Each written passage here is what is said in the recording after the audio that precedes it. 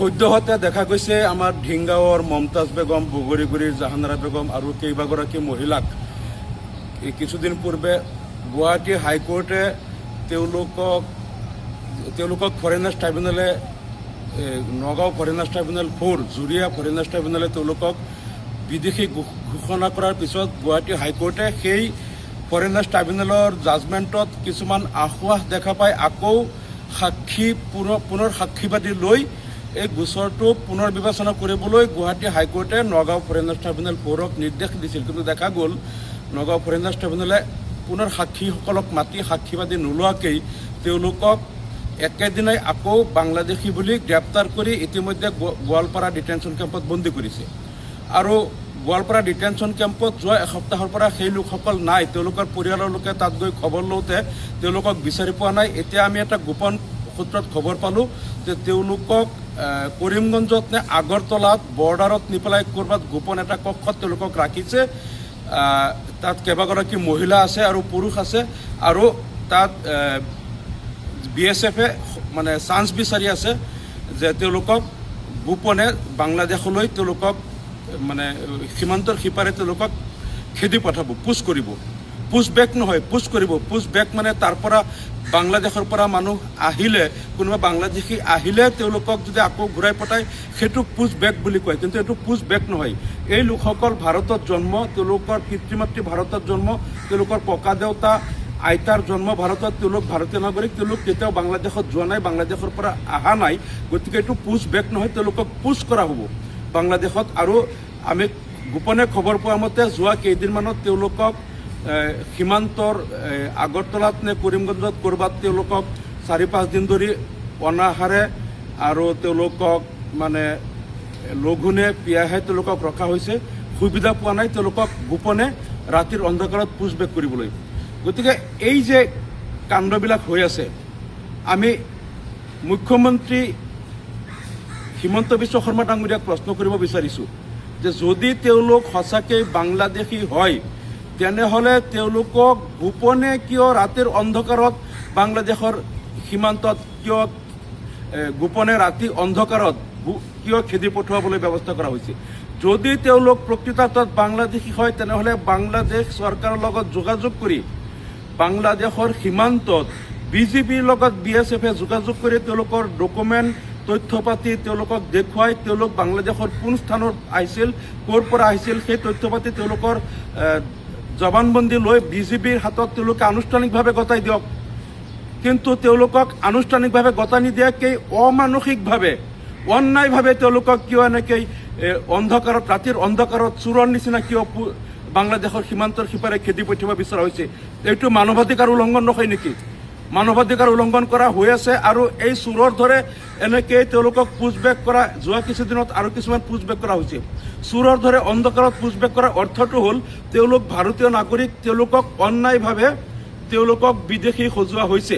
Foreigners ট্ৰাইব্যুনেলে তেওঁলোকক সকলো তথ্য পাতি চাই পেলাই তেওঁলোক যে ভাৰতীয় হৈ প্ৰমাণ পাইছিল, কিন্তু যিকোনো এটা বাহানাত তেওঁলোকে 20টা-25টালৈকে ডকুমেণ্ট দিছে য'ত তেওঁলোকৰ পিতৃৰ নাম ভাৰতীয় পিতৃৰ নামৰ লগত তেওঁলোকৰ লিংক আছে। কিন্তু দেখা গ'ল তেওঁলোকে সেই লিংকবিলাক দেখাৰ পিছতো ফৰেনাৰ্ছ ট্ৰাইব্যুনেলে এটা ৰেডিমেড তাত তলত কমেণ্ট দি দিয়ে যে he or she could not establish relationship with projected father. মানে তেওঁৰ পিতৃ হৈ গ'ল প্ৰজেক্টেড ফাদাৰ, মানে বনাই লোৱা পাতি লোৱা পিতৃ হৈ গ'ল। এনেধৰণৰ অন্যায়মূলকভাৱে এই যে জাজমেণ্টবিলাক দি আছে, কমেণ্টবিলাক, আৰু এই লোকসকলক যে অন্যায়ভাৱে আজি বাংলাদেশত এনেকৈ গোপনে মনে মনে চুৰ কৰি যে তাত মানে তেওঁলোকক দেশান্তৰিত কৰা হৈ আছে, এই কথাটোত আমাৰ আপত্তি আছে।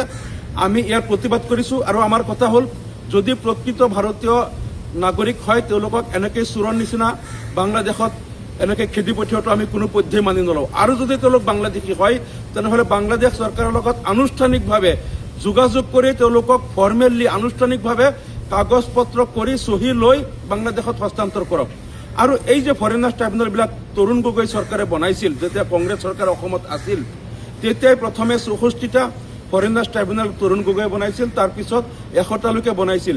যিবিলাক ফৰেনাৰ্ছ ট্ৰাইব্যুনেল মেম্বাৰ FT মেম্বাৰ তৰুণ গগৈয়ে দিছিল, সেই FT মেম্বাৰসকলক গোপনে এটা নিৰ্দেশ দিয়া হৈছিল যে তেওঁলোকে যিমানেই তথ্য পাতি দিয়ক তেওঁলোক ভাৰতীয় হ'লেও তেওঁলোকক বাংলাদেশী বনাব লাগিব। তাৰপিছত দেখা গ'ল কিছু ভাল আছিল FT মেম্বাৰ, যিসকলে ডকুমেণ্ট চাই পেলাই মানুহবিলাকক ভাৰতীয় বুলি প্ৰমাণ তেওঁলোকক ৰায়দান কৰিছিল। যিসকল FT মেম্বাৰে অধিকাংশ লোকক ভাৰতীয় বুলি ৰায়দান কৰিছিল, তেওঁলোকৰ পাৰফৰ্মেঞ্চ বেয়া বুলি তেওঁলোকক চাকৰিৰ পৰা খেদি দিয়া হ'ল। আৰু তেওঁলোকক কোৱা হ'ল যে তেওঁলোকে যাতে বেছি সংখ্যক লোকক বাংলাদেশী সজায়, যিকোনো প্ৰকাৰে বাংলাদেশী সজায়, নহ'লে চাকৰিত ৰখা নহ'ব। এই তৰুণ গগৈৰ দিনৰ পৰাই এই কাণ্ডটো আৰম্ভ হ'ল আৰু এই ফৰেনাৰ্ছ ট্ৰাইব্যুনেলে অন্যায়ভাৱে মানুহবিলাকক কিন্তু বাংলাদেশী বনাই আছে। আৰু আজি এই তৰুণ গগৈয়ে যিটো মাটিয়াত, গোৱালপাৰা জিলাৰ মাটিয়াত যিটো ডিটেনশ্যন কেম্প বনাই থৈ গৈছিল, আজি 70 কোটি টকামান খৰচ কৰি এতিয়া আকৌ বিজেপি চৰকাৰে আকৌ 47 কোটি টকা খৰচ কৰি তাত বিল্ডিংবিলাক বনাইছে। তাত নি পেলাই মানুহ কেইদিনমান ৰাখে আৰু গোপনে মনে মনে চুৰকৈ বাংলাদেশলৈ তেওঁলোকক দেশান্তৰিত কৰে। এই অন্যায় মানৱাধিকাৰ খৰ্ব কৰা এই অন্যায়ৰ আমি প্ৰতিবাদ কৰিছোঁ আৰু এই অন্যায় বন্ধ হোৱাটো বিচাৰিছোঁ। আৰু এটা নিৰ্দিষ্ট জনগোষ্ঠীৰ লোকক লৈ এনেকৈ হেতালি নেখেলিবলৈ আমি ৰাজ্য চৰকাৰক আহ্বান জনাইছোঁ। আৰু তৰুণ গগৈ আৰু কংগ্ৰেছ চৰকাৰে যেনেকৈ মুছলমানসকলৰ লগত অন্যায় কৰিলে, যেনেকৈ লাখ লাখ মানুহক তেওঁলোকে বিদেশী সজালে, ডিভোটাৰ সজালে, বিদেশী সজালে আৰু অন্যায়ভাৱে দেশান্তৰিত কৰি তেওঁলোকক ডিটেনশ্যন কেম্পত বন্দী কৰিলে, কংগ্ৰেছ চৰকাৰে যেনেকৈ অন্যায় কৰিছিল মুছলমানৰ ওপৰত, বিজেপি চৰকাৰে পৰিৱৰ্তনৰ নাম লৈ আহি পেলাই তেওঁলোকে আকৌ সেই একেই অন্যায় কৰিছে। আপোনালোকে কি পৰিৱৰ্তন কৰিলে? কংগ্ৰেছ যেনেকৈ মুছলমানৰ শত্ৰু আছিল, মুছলমানক যেনেকৈ অন্যায় কৰিছিল, তেওঁলোকক ডিভোটাৰ সজাইছিল, ফৰেনাৰ্ছ ট্ৰাইব্যুনেলত বাংলাদেশী সজাই তেওঁলোকক বিদেশত দেশান্তৰিত কৰা, ডিটেনশ্যন কেম্পত বন্দী কৰাৰ যিটো বন্দী কৰিছিল, আপোনালোক বিজেপি আহি পেলাই একেই কামেই কৰিছে। আপোনালোকতো কংগ্ৰেছৰ অনুসৰণ কৰি আছে। কংগ্ৰেছ যেনেকৈ মুছলমান বিৰোধী, আপোনালোকো মুছলমান বিৰোধী। আপোনালোকে সবকা সাথ সবকা বিকাশ আৰু পৰিৱৰ্তনৰ নাম লৈ আহি পেলাই কি কৰিলে? কংগ্ৰেছৰ কামেই আপোনালোকে কৰিছে, মুছলমানৰ লগত শত্ৰুতা কৰি আছে। গতিকে মুখ্যমন্ত্ৰী হিমন্ত বিশ্ব শৰ্মা ডাঙৰীয়াক অনুৰোধ কৰিছোঁ, ৰাজনৈতিক স্বাৰ্থত, কেইটামান ভোটৰ স্বাৰ্থত কিছুমান পৰিয়াল ধ্বংস নকৰিব, কিছুমান মানুহৰ জীৱন নষ্ট নকৰিব আৰু অলপ ৰাজধৰ্ম পালন কৰক, এইটো আহ্বান জনাইছোঁ। ধন্যবাদ।